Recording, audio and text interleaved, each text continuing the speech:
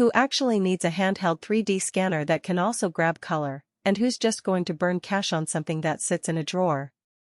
If you're here, you've probably already stared at a pile of STL files that don't quite line up with reality, or you've watched a YouTube tutorial that ends with "and then just clean it up in MeshLab." That's the moment the EinScan H2 starts to look interesting. Link is in the description if you want to check the product details on Amazon.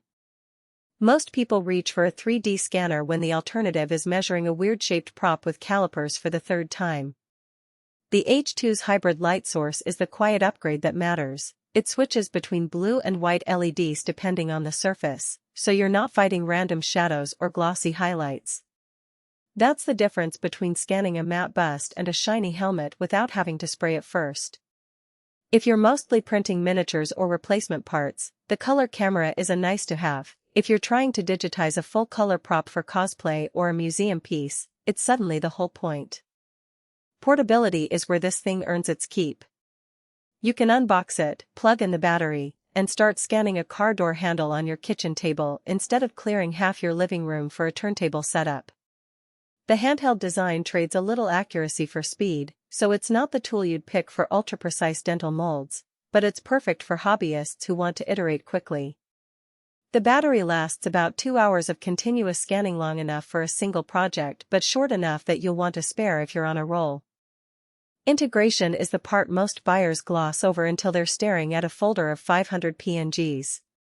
The H2 spits out OBJ files with texture maps that drop straight into Fusion 360 or Blender. That seamless pipeline is what turns a weekend project from "I'll figure it out later" to "I can actually use this."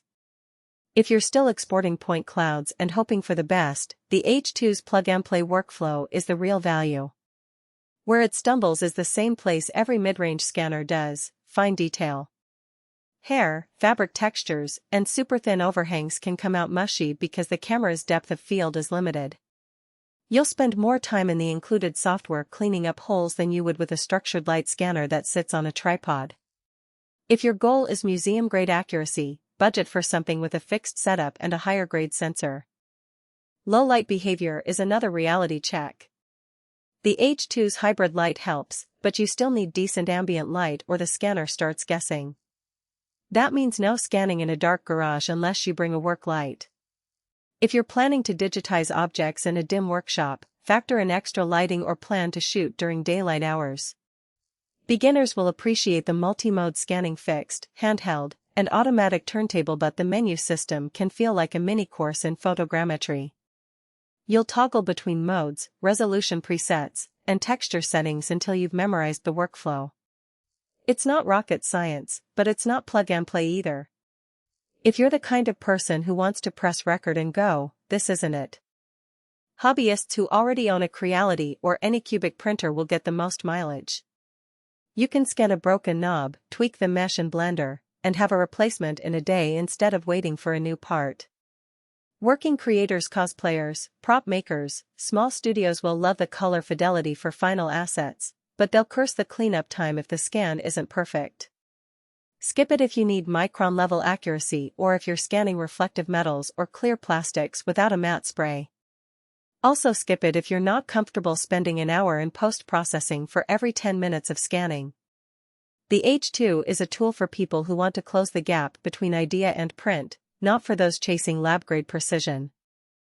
At the price point, it's cheaper than a decent DSLR setup for photogrammetry and faster than modeling from scratch. It's not the cheapest handheld scanner out there, but it's one of the few that gives you color and decent accuracy without locking you into a single workflow. If that's the balance you need, the H2 is worth the gamble. Check the link in the description if you want to dig into the specs before you buy.